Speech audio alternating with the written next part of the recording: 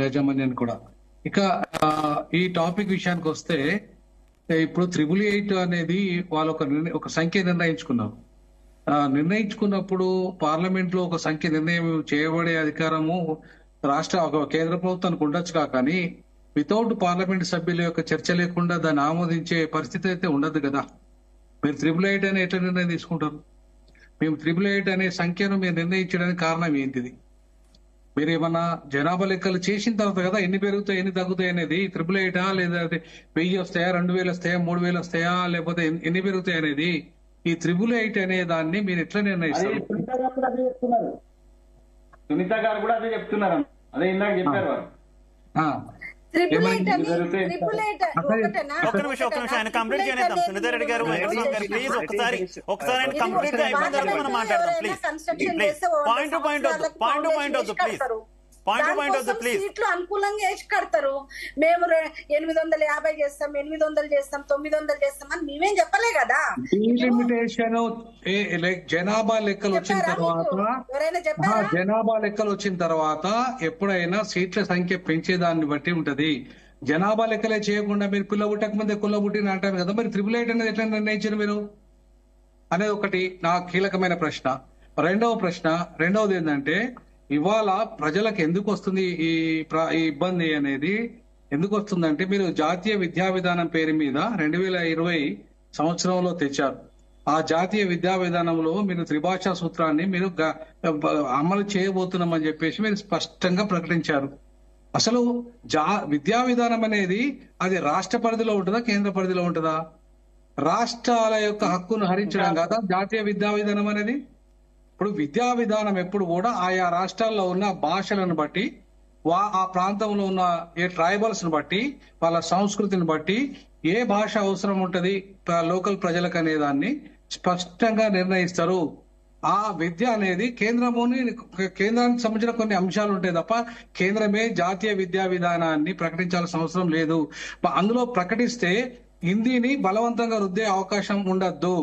ఇవాళ మీరు హిందీ అనేది ఒక ఆప్షనల్ అంటున్నారు. హిందీ అనేది ఒక ఆప్షనల్ అయినప్పుడు దాని మీద ఇంత రచ్చ చేయాల్సిన అవసరం మాకు దక్షిణాది వాళ్ళకి లేనే లేదు. కానీ ఏమవుతుంది మీరంటే ఉత్తరాదిలో మీరు సంస్కృత్ పెట్టారు. ఇప్పుడు అక్కడ సంస్కృత్ ను మీరు ఇప్పుడు అక్కడ బలవంతంగా రుద్దుతున్నారు. గతంలో హిందీని రుద్దారు ఉత్తరాదిలో. అక్కడ హిందీని రుద్దడం కారణంగా లోకల్లో ఉన్న 25 ప్రాంతీయ భాషలకి ఇప్పుడు అస్తిత్వంలో కూడా పోయింది.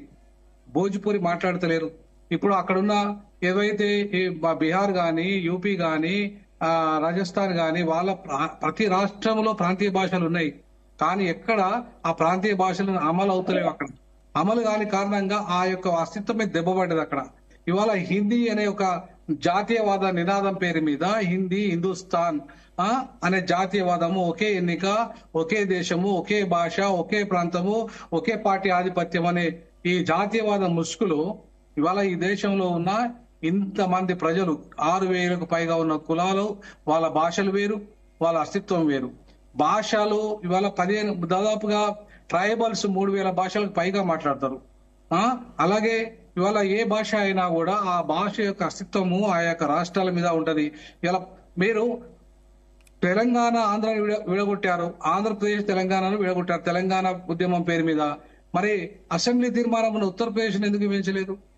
మీకు ఒక జాతీయ విధానం ఉంటే, నిజంగా బీజేపీకి ఒక జాతీయ విధానం ఉన్నా, కాంగ్రెస్ కు ఒక జాతీయ విధానం ఉన్నా, మీ రెండు పార్టీలు కూడా ముందుగా బాగా వెనుకబడ్డ ఉత్తరప్రదేశ్ ను 4 రాష్ట్రాలుగా విభజించాలని ఆనాడు మాయావతి గారు అసెంబ్లీ తీర్మానం చేశారు, పంపారు కేంద్రానికి. కానీ ఇక్కడ అసెంబ్లీ తీర్మానం కూడా చేయలేదు ఏపీలో. మీరు ఎందుకు 2 రాష్ట్రాలు చేశారు? దీన్ని బలవంతంగా తలుపులు బంద్ చేసి అంత అవసరం ఏంటిది? అంటే ఇక్కడ దక్షిణాదిని వీక్ చేయడానికి దక్షిణాదిలో ఉన్న 42 సీట్లను తగ్గించి పర్మనెంట్ గా ఉత్తరాది ప్రైమ్ మినిస్టర్ ఉండాలి, పర్మనెంట్ గా రాష్ట్రపతి ఉండాలి, పర్మనెంట్ గా ఉపరాష్ట్రపతి ఉండాలి, స్పీకర్ మీరే ఉండాలి, మొత్తం కేంద్రంలో ఉన్న కీలకమైన మంత్రి పదవులన్నీ మీరే ఉండాలి. అందుకే ఇవాళ ఉత్తరాది ఆధిపత్యానికి భయపడే దక్షిణాది వాళ్ళు తమ యొక్క అస్తిత్వం కోసం ప్రశ్నిస్తున్నారు. ఇంకెంతకాలము ఈ ఉత్తరాది వాళ్ళ ఆధిపత్యము? మీరు ఏపీని ఇవ్వించిన వాళ్ళు యూపీని ఎందుకు ఇవ్వించలేదు? ఎందుకు బాబాసాహెబ్ అంబేద్కర్ హైదరాబాద్ ను దేశానికి 2వ రాజధాని చేయమని 55లో ఆయన ప్రతిపాదిస్తే మీరు ఎందుకు ఢిల్లీని మాత్రమే ఉంచుకున్నారు? ఇంకా ఇంకా హైదరాబాద్ ను ఎందుకు చేయలేదు?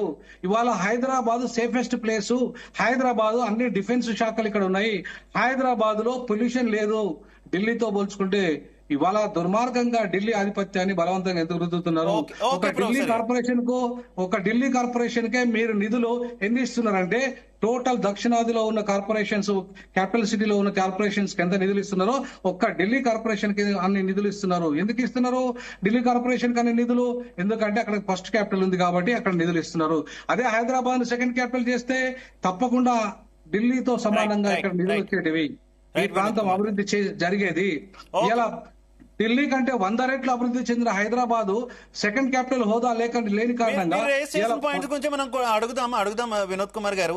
దత్తాత్రేయ గారు మీరు వీటన్నిటి కారణంగానే డీలిమిటేషన్ భయం ఎందుకు వచ్చింది? పిల్ల పుట్టక ముందే కుల్ల పుట్టలేదు, ఇవన్నీ జరుగుతున్నాయి కాబట్టి ఈ పరిణామ క్రమంలోనే ఇవాళ వాళ్ళ ఇష్టారాజ్యంగా 808 డిసైడ్ అయినారు. అక్కడ ఇంద్రుడు, అక్కడ దేవేంద్రుడు, ఇక్కడ నరేంద్రుడు ఇద్దరు కలిసి, ఆడ ఇంద్రుడు ఇక్కడ నరేంద్రుడు కలిసి, అక్కడ ఇంద్రలోకంలో 888 ఉంది, ఇక్కడ నరేంద్రుడి లోకంలో కూడా పార్లమెంట్ సభలో కూడా 888 పెడతాము అని బలవంతంగా ఇవాళ జమిలీ ఎన్నికల పేరు మీద దేశాన్ని కబ్జా చేసే ప్రయత్నం చేస్తున్నారు.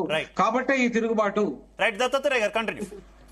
ఇవాళ చాలా ప్రమాదకరమైన పరిస్థితిలో ఉంది అనేటువంటి